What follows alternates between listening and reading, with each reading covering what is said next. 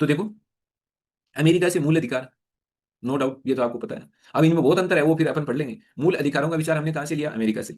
न्यायपालिका को फ्रीडम होनी चाहिए, न्यायपालिका को स्वतंत्र करो, कार्यपालिका का कंट्रोल हो जाए, विधायिका का बहुत ज्यादा कंट्रोल हो जाए, तो न्यायपालिका को तो न्याय करना है। और न्याय के मामले में कई बार हो सकता है कि सामने सरकार ही खड़ी हो और आपको सरकार को ही कोई ऐसा मामला हो जहां सरकार अपनी शक्तियों से बाहर जाके काम करी हो, संविधान का विरोध करी हो, तो आपको सरकार को भी तो आपको दोषी ठहराना पड़ सकता है। सरकार को भी तो आप दोषी ठहरा सकते हैं किसी मामले में। तो ऐसे में अगर आप सरकार के ही कंट्रोल में काम करोगे तो सरकार को कैसे दोषी ठहराओगे? क्योंकि वो तो आपके मालिक हो गए, मालिक के खिलाफ जा नहीं सकते। इसलिए भारतीय संविधान में न्यायपालिका की स्वतंत्रता पूरा ध्यान रखा गया है, ताकि वो खुल के काम कर सके, आजादी से काम कर सके। सरकार को भी डांट डपट लगा सकती है, सरकार के खिलाफ भी आदेश दे सकती है। तो न्यायपालिका की स्वतंत्रता जरूरी होती है, और भारतीय संविधान में न्यायपालिका की स्वतंत्रता को रखा गया है। कहां से लिया? अमेरिका से। न्यायिक पुनरावलोकन, ये सिद्धांत हमने कहां से लिया है? न्यायिक पुनरावलोकन वाला ये हमने लिया है,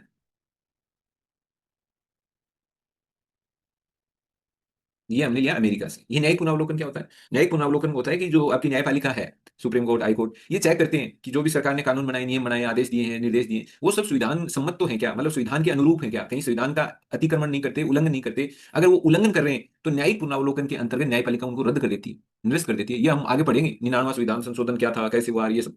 तो आप अभी केवल इतना ही याद कर लेना, एक शब्द, मूल अधिकार कहां से लिया? अमेरिका से। न्यायपालिका की स्वतंत्रता कहां से ली? अमेरिका से। न्यायिक पुनरावलोकन कहां से लिया? अमेरिका से। उपराष्ट्रपति का पद, वाइस प्रेसिडेंट का पद कहां से हमने लिया? अमेरिका से लिया। उच्चतम न्यायालय और उच्च न्यायालय के न्यायाधीशों को पद से हटाना, कि कैसे हटाए जाते हैं, ये हमने कहां से सीखा? उच्च न्यायालय और उच्चतम न्यायालय के न्यायाधीशों को उनके पद से हटाना, ये हमने काम कहां से सीखा? ये भी हमने आइडिया अमेरिका के ही संविधान से लिया। राष्ट्रपति पर महाभियोग, राष्ट्रपति पर महाभियोग, ये हमने कहां से लिया? राष्ट्रपति पर महाभियोग का विचार, कि राष्ट्रपति पर महाभियोग, इंपीचमेंट कैसे आएगा, क्या होगा, ये राष्ट्रपति पर महाभियोग वाला विचार भी हमने अमेरिका से लिया। विधि की उचित प्रक्रिया, ये विधि की जो उचित प्रक्रिया है, ये विचार हमने कहां से लिया? अमेरिका से। ये विधि की उचित प्रक्रिया क्या है, जब हम पढ़ेंगे ना आगे संविधान संशोधन, मेनका गांधीवाद, जहां से भारत में विधि की उचित प्रक्रिया की शुरुआत हुई थी, न्यायपालिका ने इस नए सिद्धांत को अपनाया था, विधि की उचित प्रक्रिया, तो वो अपने आगे आ जाएगा। फिर आता है उद्देशिका। अब जैसे ही अपना ये संविधान निर्माण वाला टॉपिक पूरा होगा ना, ये चैप्टर, इसके जस्ट बाद में प्रियम्बल, उद्देशिका ही चलेगी 2-3 दिन।